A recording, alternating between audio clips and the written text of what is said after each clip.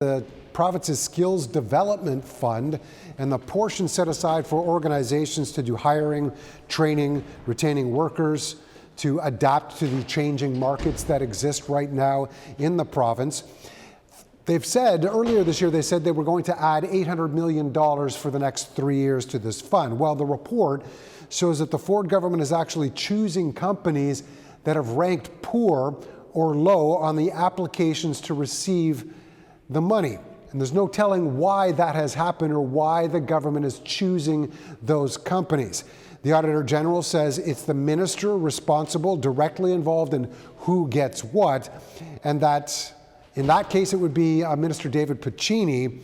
Here's how Shelley Spence, the Auditor General, broke it down. Keep in mind there's a lot of numbers to pay attention to. We found that the Ministry of Labour, Immigration, Training and Skills Development's processes for the selection of applications was not fair, transparent, or accountable.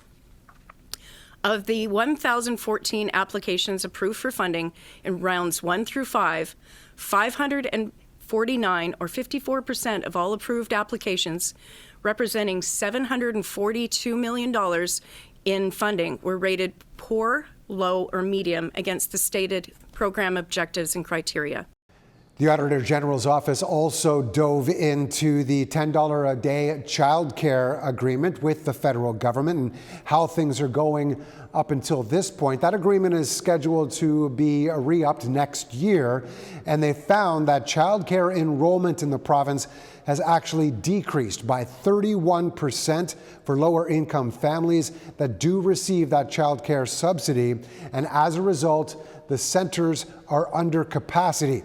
More spaces had been added since 2019, but only 75% of those spaces are filled, which is part of the ministry's goal at this point.